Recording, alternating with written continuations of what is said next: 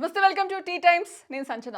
So ఇండస్ట్రీకి బేసిక్గా చాలా మంది వస్తారు. ఎంతమంది వచ్చినా కూడా తనదైన స్టైల్లో ఒక ముద్ర వేసుకుని పోతారు. So actor cum writer cum director ప్రస్తుతం రాజుగారు మనతో పాటు ఉన్నారు. సో రాజుగారి మాటల్లో మరిన్ని విషయాలు తెలుసుకునే ప్రయత్నం చేద్దాం. నమస్తే సార్. నమస్తే. సో ఎలా ఉన్నారు సార్? బాగున్నారా? రాజులాగా లేను, మాది రాజులాగా. అంతేనా? జస్ట్ సింపుల్ గా. ఓకే. సో ఈ మధ్య కాలంలో మనం చూసుకున్నట్టయితే ఆడపిల్లల మీద ఎన్నో అగత్యాలు జరుగుతున్నాయి. సో దాని మీద రీసెంట్ టైమ్స్లో మీ స్వరాన్ని బాగా వినిపించారు. సోషల్ మీడియాలో ఎక్కడ చూసినా, యూట్యూబ్లో చూసినా మీరు మాట్లాడిన వీడియోస్ కానీ బాగా ట్రెండ్ అవుతున్నాయి. సో ఎందుకని రెస్పాండ్ అవ్వాల్సి వచ్చింది? Lot of incidents on a regular basis, on a daily basis. ప్రతిరోజు ఏదో ఒకటి వింటూనే ఉండటం. అంటే ఎంతగా అయిపోయిందంటే ఇవాళ కూడా అయిందా, సరే అయితే ఓకే, ఇవాళ అవ్వలేదా, అదేంటి వింతగా ఉంది. సో అలవాటు పడిపోయి దాన్ని తేలిగ్గా తీసుకొని ఒక కొవ్వొత్తి మనం వెలిగించి కుదరకపోతే మనసులోనే ఒక మాట అనుకొని ఆ అమ్మాయి ఫోటో చూసి బయటకు వస్తూనే ఉన్నాయి ఫొటోస్ ఇప్పటికీ. ఆ అమ్మాయి ఫోటో చూసి ఒక వింత ఇది మనసులో అనుకొని బయటికి మాత్రం ఒక ఆర్ఐపి అని కామెంట్ పెట్టి ఒక కొవ్వొత్తి వెలిగించి మూవ్ ఆన్ అయిపోయే పొజిషన్లోకి వచ్చేసాం మనం. ఇంతకుముందు ఒక 10 ఏళ్ల క్రితము ఇంత ఫాస్ట్గా న్యూస్ తెలిసేది కాదు. న్యూస్ తెలిసినా ఇంత ఫాస్ట్గా మనం రెస్పాండ్ అవ్వగలిగే వాళ్ళం కాదు. మనకంటూ ఒక ప్లాట్ఫామ్ ఉండేది కాదు ఇంతకుముందు. ఇప్పుడు ప్లాట్ఫామ్ ఉంది. కోతికి కొబ్బరికాయ దొరికినట్టు సోషల్ మీడియా అని మనకు ఒకటి దొరికింది. ఈ సోషల్ మీడియాలో మనం ప్రతిదీ కూడా చెప్పాలి. నేను కోతినే, నేను కొట్టిన కొబ్బరికాయ, దానిలో ఇదేం లేదు. నేను పూర్తిగా అందరూ వాడిని ఈ విషయంలో. అయితే ఏంటి అంటే పూర్తిగా మనం ఏం చేస్తున్నాము, ఎందుకు చేస్తున్నాం, మన మనసులో అనుకున్నదే చేస్తున్నామా. నాకు దిశ ఇన్సిడెంట్ జరిగినప్పుడు ఆ అమ్మాయి ఫోటో బయటకు వచ్చింది. ఫస్ట్లో ఫోటో పేరు బయటకు వచ్చిన ఇదేనే. అది పెట్టినప్పుడు కింద ఒకడు కామెంట్ పెట్టాడు, షీ సెక్సీ అని. ఆ కామెంట్ పెట్టిన వాడిని చూస్తే ఏమనాలి, వాడిని ఏ విధంగా వాడిని అర్థం చేసుకోవాలి, ఏ విధంగా వాడిని అభిశంసించాలి. మనసులో ఇంకెంతమంది ఆ మాట అనుకొని ఉన్నారు. వాడు మాత్రం అలా బయటకు వచ్చి పెట్టాడు. వాడే నిజమైన నిజాయితీ పరుడా? మనసులో ఉన్నదే బయటికి చెప్పినందుకు వాడు నిజాయితీ ఉంది, మిగతా వాళ్ళందరూ ఇదే. ఎట్లా దీన్ని అర్థం చేసుకోవాలి అనేది ఎప్పుడు ఇదే.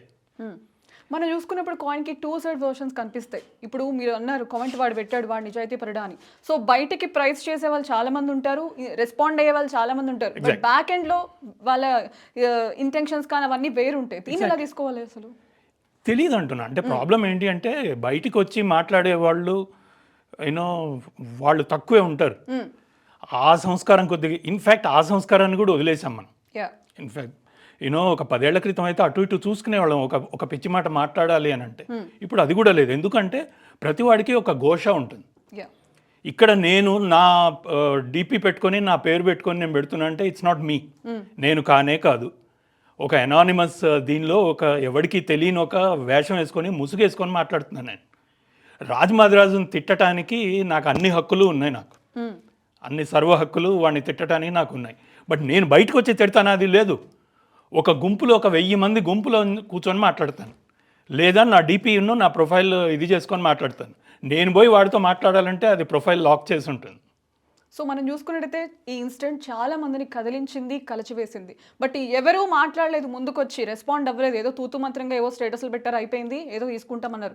బట్ మిమ్మల్ని ఎందుకు అంతలా కదిలించింది? ఇప్పుడు ఎక్కడ చూసినా కూడా మీరు మాట్లాడిన మాటలు ప్రతి ఒక్కరిని కదిలించాయి.